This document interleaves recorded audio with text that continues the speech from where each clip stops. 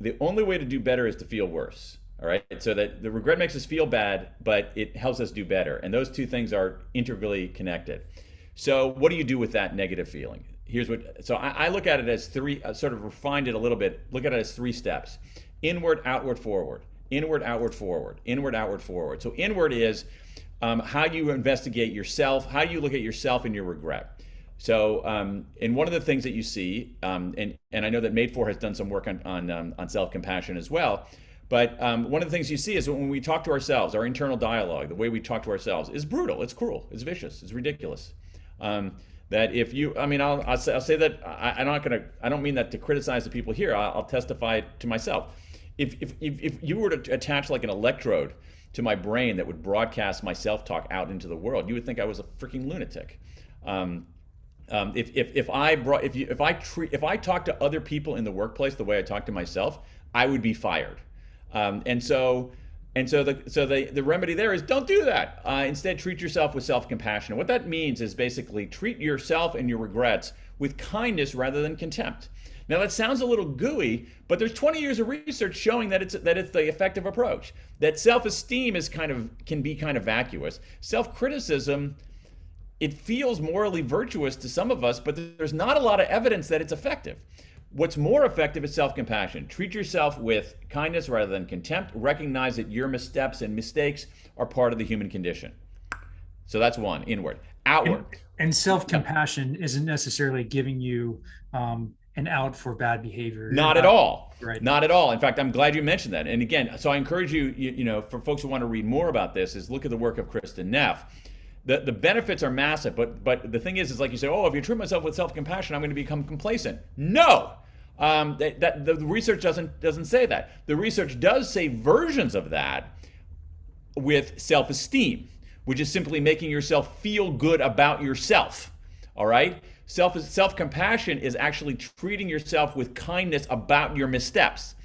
Self-esteem is saying, I'm great anyway. I make mistakes, but I'm awesome anyway. And what some of the research on self-esteem shows is self-esteem isn't all bad, but what the research on self-esteem shows is that it can get people to not try as hard because they don't want to risk injuring their self-esteem.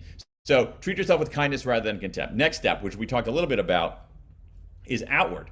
There's something to be said for disclosure, depending on your comfort level. Now, it's not an act. We can gain insight from the fact that 20,000 people decided to share their biggest regret with a complete stranger. That itself tells us something. Before we even get to the content of those 20,000 regrets, the mere fact that 20,000 people wanted to reveal that tells us something.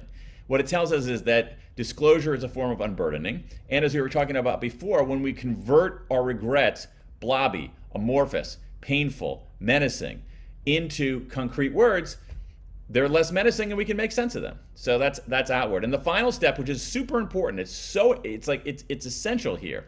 And I think it pairs really well with both of these, is that you have to extract a lesson from it. That's the outward. You have to extract a lesson from it. And we tend to stink at solving our own problems. We're better at solving other people's problems. So the technique of self-distancing, taking a step back, is often very powerful. So you can do things like, there are goofy things like talk to yourself in the third person, which is there a lot of evidence is effective. I actually do that a lot with exercise. Like once I read that research, when I exercise or run or whatever, I no longer say, I can do it. I say, come on, Dan, you can do this. And so talk to your third person. I think that the single best decision-making heuristic that I know is if you're faced with a decision about what to do, ask yourself, what would you tell your best friend to do? And people almost always know. So again, treat yourself with compassion, with self-compassion, kindness rather than contempt. Disclose, convert to language to make sense of it, and then take a step back to draw a lesson from it. And it's very simple. The problem is no one ever teaches us how to do it. And once you do it a few times, it becomes effortless, essentially, and it becomes like a habit, essentially. And it's a habit that allows us to take this negative emotion and transmute it into something positive.